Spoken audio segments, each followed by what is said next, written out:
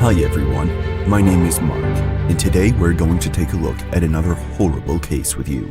Allison Dickey was born on July 1st, 1968, and growing up, she possessed a remarkable talent for ballet. Her passion and dedication to the art form were evident from a young age.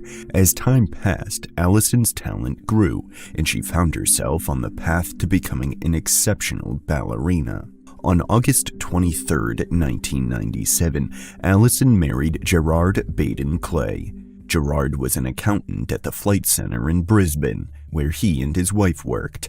Born in September 1970 in Bournemouth, England, Gerard's family relocated to Australia during the 1980s. Interestingly, Gerard's father's grandfather was Lord Baden-Powell, the founder of the Scouting movement. Over the years, Allison and Gerard built a life together. They eventually had 3 daughters and chose to settle in the suburb of Brookfield in Queensland. Many people were drawn to the area due to its proximity to the city, allowing residents to enjoy the best of both worlds. By 2012, Allison was already an executive at the Flight Center. On the other hand, Gerard had ventured into real estate several years prior and had achieved remarkable success. From the outside, the Baden-Clay family seemed to have a perfect life. They were widely admired and respected in their community, and their friends and family members envied their beautiful existence. However, all that changed on Friday, April 20th, 2012. At around 7 a.m., Gerard called emergency services, informing them that his wife Allison had gone missing. Gerard stated that Allison often took walks around 5 a.m., and initially, he had assumed that was where she could be. However, as the hours passed, and Allison failed to return home to prepare breakfast for their 3 daughters, as was her routine, Gerard's concern grew. The police took Allison's disappearance seriously and swiftly formed a task force. Because Allison was so well known, everyone knew she wouldn't walk away from her 3 daughters, all under the age of 10. Allison's disappearance affected the entire community, causing a sense of fear and worry. During the investigation into Allison's disappearance, the police utilized a local clubhouse in Brookfield as their headquarters. This location served as a central location to process the numerous tips regarding Allison's whereabouts. The clubhouse provided ample space for the officers to organize and review the information gathered. With a sense of urgency, police officers began their search for Allison in parks and creeks. The officers diligently combed through these areas, hoping to spot clues or leads that could lead them to Allison. As the news of Allison's disappearance spread throughout the community, volunteers began to show up in droves, eager to help in any way they could.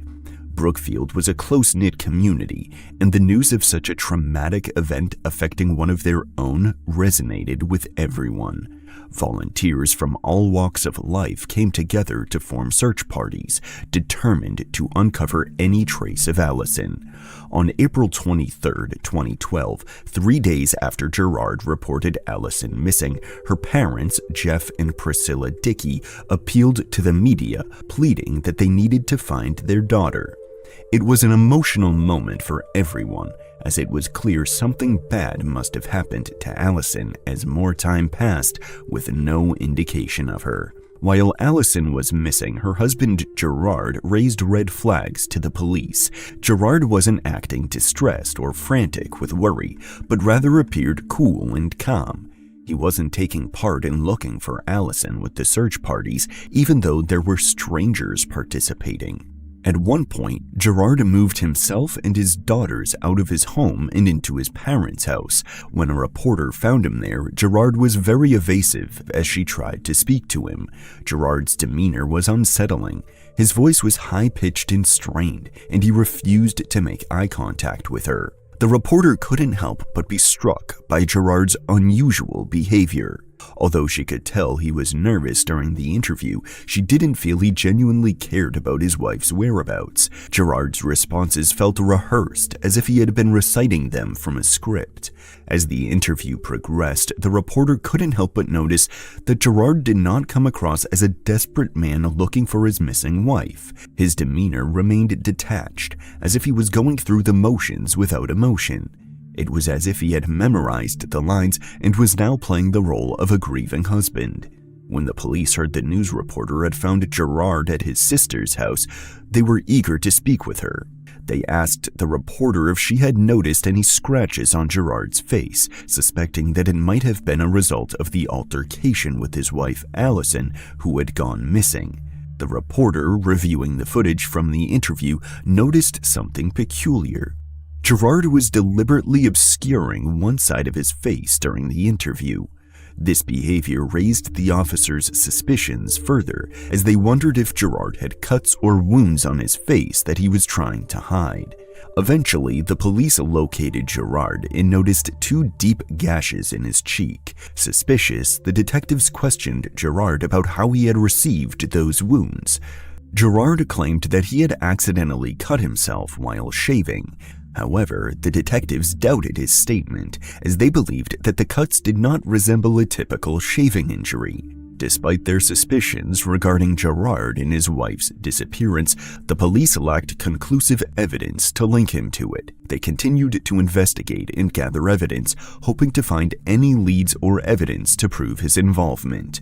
Until that time, Gerard remained a person of interest in the case, but the police were unable to gather sufficient evidence to charge him with any crime. The police in Brookfield questioned the residents who knew the Baden-Clay family. They were very interested in learning about Allison's husband, Gerard, a prominent real estate agent and former president of the Chamber of Commerce. Despite Gerard's high status within the community, many people described him to the detectives as a grandiose phony, constantly condescending to others. As rumors regarding Gerard's involvement in his wife's disappearance began to spread, they gained more intensity. Gerard and his parents desperately tried to avoid the media, resorting to various tactics to hide from the prying eyes of the press. Whenever reporters approached, Gerard or his relatives would make every effort to flee, even jumping over fences and changing cars to evade reporters. In contrast, Allison's loved ones, who were concerned about her disappearance, maintained a constant vigil at the task force headquarters.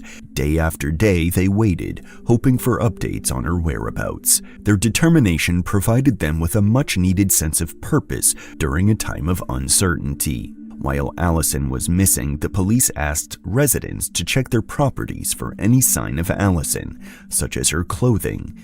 To show the public the clothes Allison had on, the police utilized an innovative effort.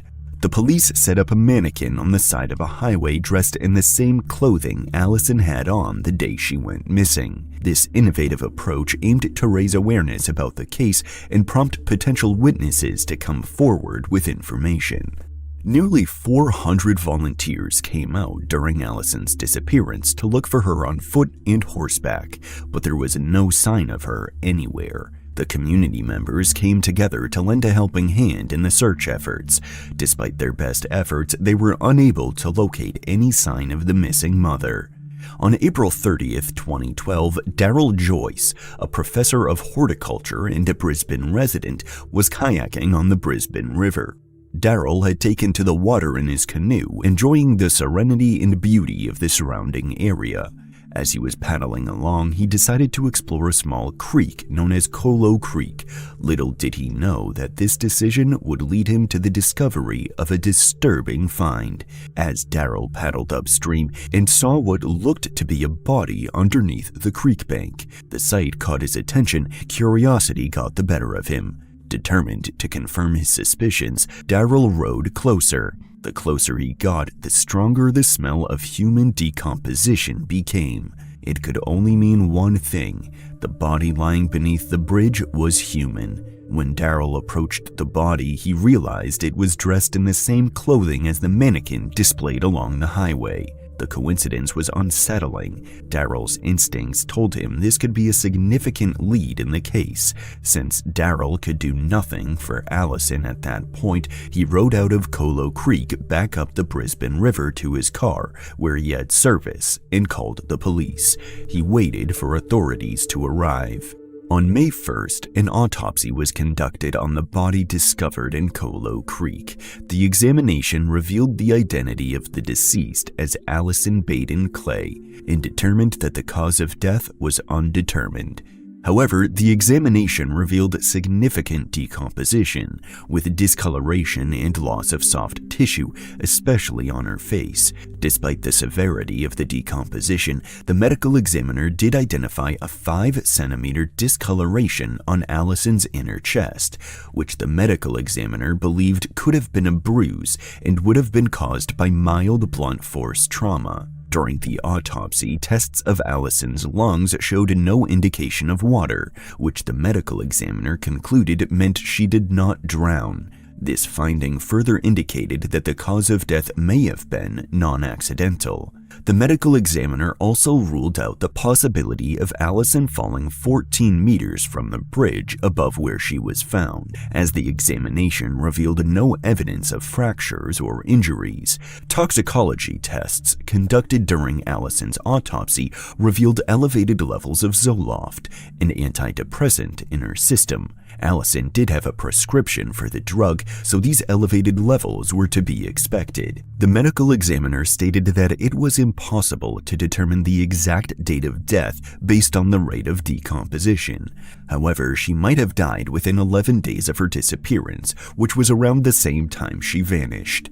Based on the patterns of discoloration and decomposition of Allison's body, the medical examiner concluded that the body was likely placed where it was found on the creek bed soon after her death. The examiner was unable to identify a specific cause of death for Allison, as she had no history of significant disease. However, the crime scene was inconsistent with a natural death. Overall, the medical examiner felt that Allison did not die of natural causes. Despite the suspicious circumstances surrounding Allison's death, the police determined that she did not take her own life. The detectives investigated the matter thoroughly, and during their inquiries, they spoke to Allison's doctor. According to the doctor, she visited him about a month before she vanished. During the visit, Allison reportedly expressed concerns about experiencing mood swings. The doctor further mentioned that when he first saw Allison in May 2011, she told him that she was experiencing feelings of guilt, anxiety, worry, low mood, and tiredness. Based on her symptoms, the doctor prescribed the antidepressant Zoloft. After 3 months, he conducted a mental health assessment and determined that Allison received a score of 18 out of 50. 50 is the highest level of distress. The doctor shared with the detectives his conclusion that Allison did not experience a significant level of stress in her life and was not at a high risk of taking her own life. Based on the assessment score, the doctor believed that she was managing her mental well-being fairly well. On May 11th, a funeral service was held for the beloved mother of 3 in Ipswich. Allison's family and friends were devastated that she was gone, and that her 3 young daughters would be left without a loving and caring mother. The service was attended by those who loved her, including her closest friends and family members. Law enforcement officers who had been involved in the investigation were personally affected by her disappearance and, ultimately, the discovery of her body. They had hoped to bring her home safely, but instead found themselves faced with the tragic reality of her demise. Even reporters who had covered Allison's case felt a sense of defeat. They had hoped for a happy ending, but instead had to report on the tragic conclusion. After Allison's body was found in Colo Creek, the police intensified their investigation into what or who killed her and how she got out to the creek. They suspected that Gerard, Allison's husband, had a role in her death, and so they dug deeper into who Gerard was. What they discovered was a shocking revelation. Gerard had presented himself to the public as a hardworking, devoted husband and father. However, in reality, he was living a double life. the detectives uncovered that Gerard had been involved in an extramarital affair with his employee, Tony McHugh. Tony spoke to the detectives and shared that her affair with Gerard began in August 2008. According to Tony, in September 2011, Gerard's wife, Allison, found out about the relationship and demanded that they seek help through counseling. As a result, Gerard ended the 3-year affair. However, Tony informed the police 3 months later that she and Gerard had rekindled their relationship. Tony alleged that Gerard had professed his love for her and claimed he was planning to leave Allison to be with her. She believed that Gerard would eventually follow through on this promise. According to Tony, Gerard revealed to her that he had been involved in 2 other extramarital affairs. As the detectives delved deeper into Gerard's identity, they uncovered a series of financial difficulties that plagued the man.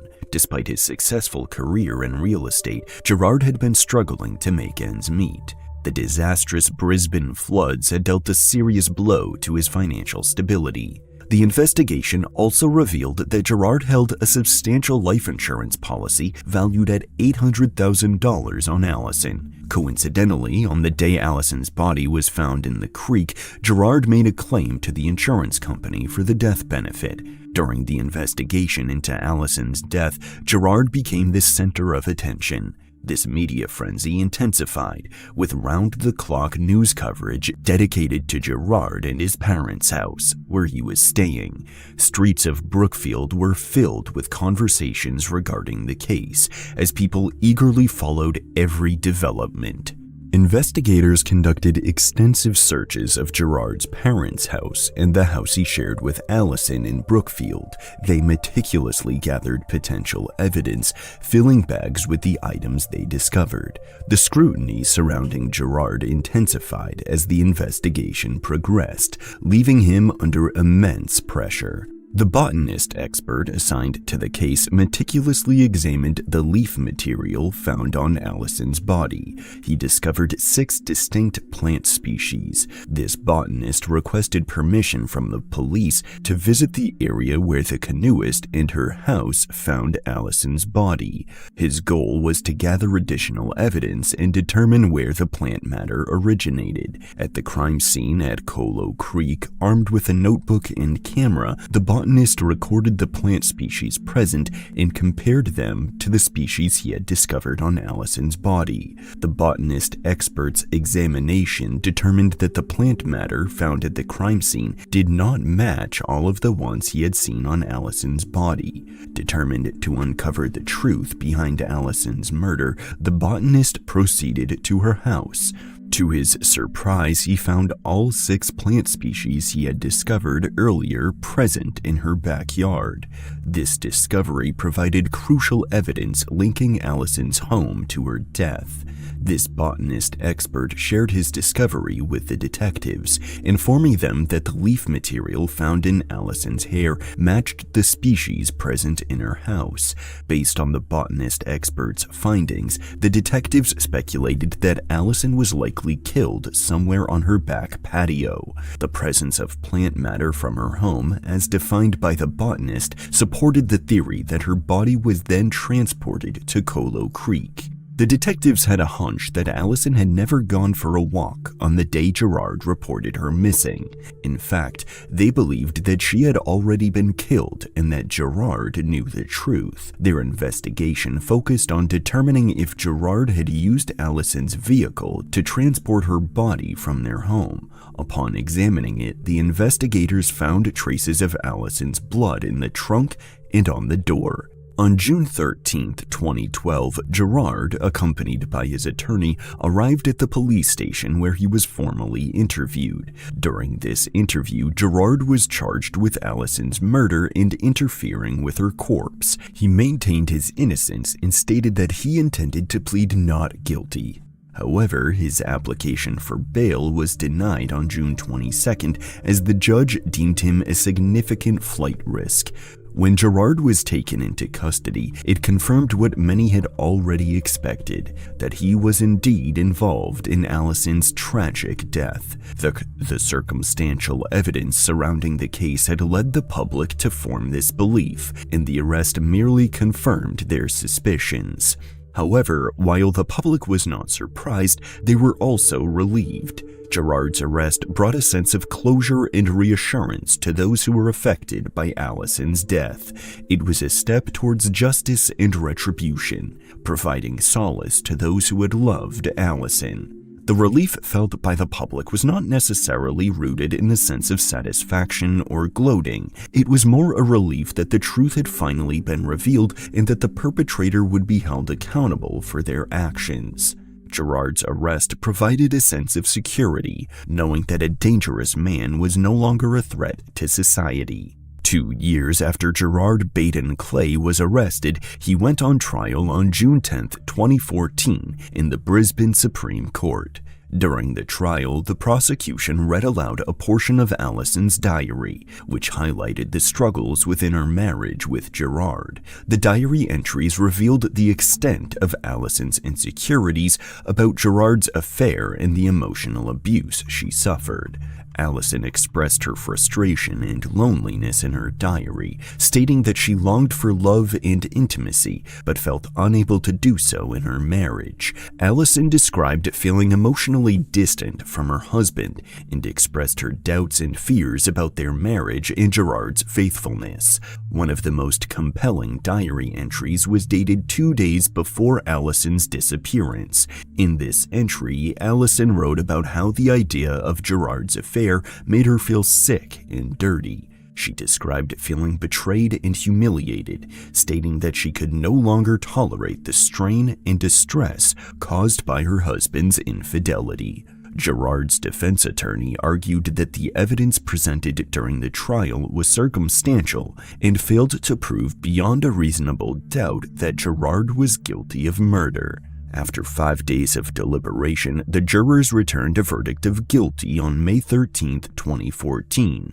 He was sentenced to life in prison and ordered to serve a minimum of 15 years before becoming eligible for parole. The Queensland Court of Appeals heard Gerard's appeal on August 7, 2015. Several months later, on December 8, the court downgraded his conviction to manslaughter based on a review of the evidence presented at his trial. According to the appeals court, the evidence presented did not exclude a reasonable theory that there was a physical confrontation between Gerard and Allison, during which Gerard delivered a blow that caused her death and intended to cause her serious harm. Following the downgrading of Gerard's conviction, there was a strong public reaction. Proponents for the murder conviction held a rally on December 18th, during which they appealed to the High Court of Australia. Over 4,000 people gathered at King George Square in Brisbane to show their support for the appeal. However, some legal professionals defended the decision by the Court of Appeals to change Gerard's conviction from murder to manslaughter. The Queensland Director of Public Prosecutions decided to appeal against the downgrade of the original trial murder conviction of Allison Baden Clay. In August 2016, the High Court of Australia restored the original trial murder conviction, reinstating the original verdict. Allison's father was appointed as the executor of her estate. The court ruled that Gerard, Allison's husband, was not entitled to her life insurance policy payout. Instead, all the funds were directed towards her 3 daughters. In 2015, Allison's loved ones launched the Allison Baden Clay Foundation. This organization aims to establish a community in Queensland that acknowledges and addresses the prevalence of domestic and family violence. The foundation's primary objective is to raise awareness about this issue and provide support for those affected by it. Allison's sister, Vanessa Fowler, spoke about her sister's unhappy 15-year marriage. Vanessa, who co-chaired Queensland's Domestic and Family Violence Prevention Council in 2021, decided to embark on a coercive control campaign as part of her efforts to raise awareness about this issue. In this role, Vanessa was able to shed light on the experiences of victims of domestic violence and advocate for positive change. Vanessa shared her insights with the Sunday Mail, stating that she believes Gerard's control over Allison began when she became a stay-at-home mom. Gerard's control over Allison became more apparent as he monitored her conversations through the baby monitor, controlled the family's finances, and even deleted the phone numbers of her loved ones on her cell phone and blocked them from calling their house. According to Vanessa, Gerard's actions were part of his coercive control campaign to gain and maintain power over Allison. By isolating her from her support system, Gerard could exert more control over her life. Vanessa's role as co-chair of the Domestic and Family Violence Prevention Council gave her a platform to bring attention to the issue of domestic violence.